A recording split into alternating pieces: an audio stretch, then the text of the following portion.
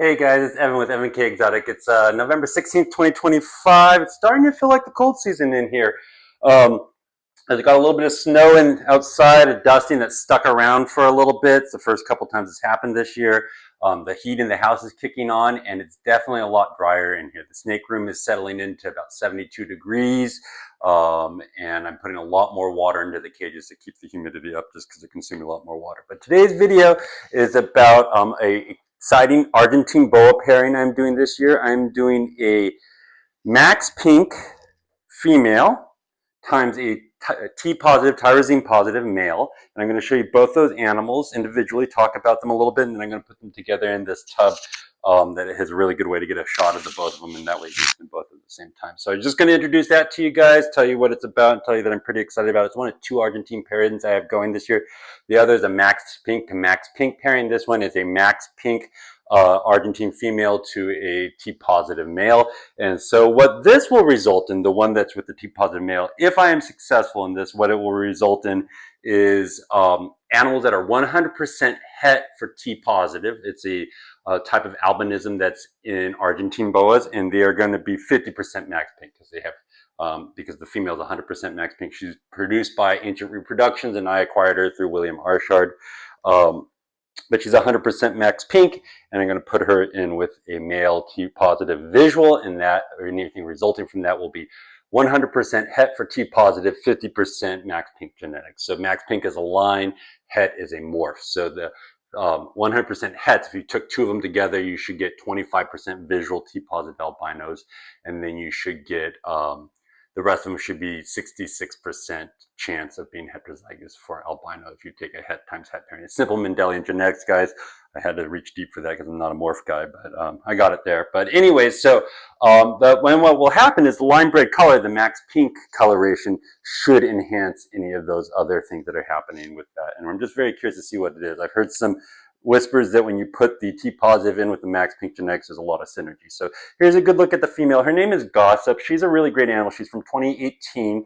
And she's an overall darker animal, whereas my other one's an overall lighter animal. And I really chose her as the one to pair with a T positive because the T positive works on the darkness. So if you want a lot of that kind of gold caramel color that you'll see in the male, you want to start with animals that are generally darker because the T positive sucks the color out of the darkness rather than the white. So here you go. She's about 7 feet long. She's not 8 feet long yet, but she's definitely more than 6. But she's just a really robust, healthy, stout animal. I did not breed her last year. She just did not seem quite up to weight.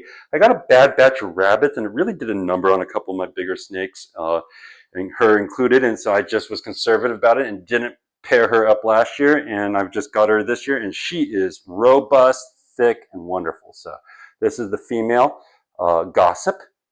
She's got a good personality. The reason she's named Gossip is because she's kind of mouthy and that she'll hiss at you. She never bites or anything. She'll just talk at you. She's a talker. She gossips a lot. But that's Gossip. She's 2018 Maxx Pink, produced by Bob Guerriere of Ancient Repro, and then originally owned by William Arshard, who I think you guys know. I've been getting, he's the one that produces Peruvians. I acquired these animals from him a few years ago as he was downsizing. So that's the female, and I'm going to show you Rio. Rio is the T positive male, and he's pretty exceptional. He is a 2020, so he is 5 years old. He's pretty petite, but here you go. This is what he looks like.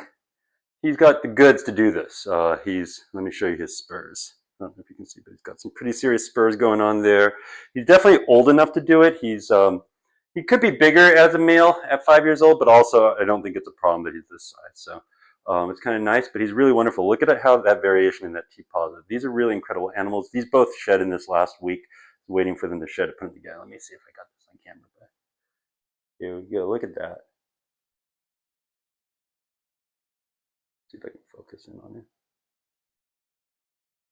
it. But so they're not just like yellow colored. There's multicolored type thing. And you'll see them, they even get into these like little hints of like blues and things in some of the lightness. I have a female T positive Motley.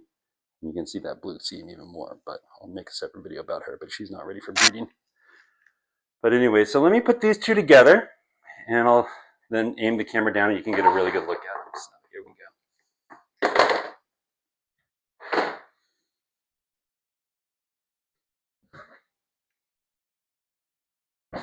I created this tub with a little grid in the bottom of it, and it helps people take photos and just for a lot of different things. It shows the animals off really well when you're just trying to get good archival photographs and things of them with size documentation. So here we go.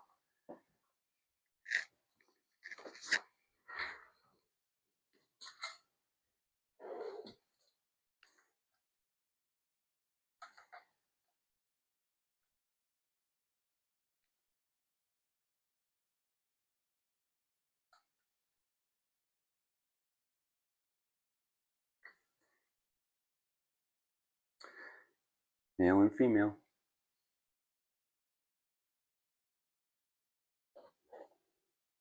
Some potential in this.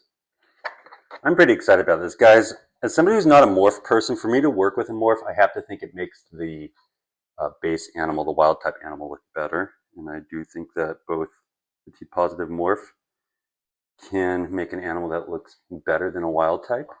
And I think the Maxx Pinks are another way to enhance them. Not to say that I want to place one over the other or over the non-line bred wild types, but because if you're into this species, there's a lot to like about these because it maintains the essence of these species, but also does things to them to make them enhance. So there you go. The female is, I'm going to guess she's like 14, 15 pounds, 13 to 15 pounds maybe. She eats jumbo rats and things. She can eat a 1, 2 pound rabbit. The male can eat, I usually feed them medium rats, but you can also eat large rats. I've fed them some birds and things like that. They do fine on all of them. But yeah, so here you go. I'm going to literally, I've cleaned all their cages. I'm going to literally turn around and put them together for the first time. So this is pretty exciting for everybody. And Boa breedings are always uncertain, but hopefully we get something incredible out of this. And I'm going to take you along on the way, and you'll know if I get lucky. Here, a couple shots of the heads. How's that?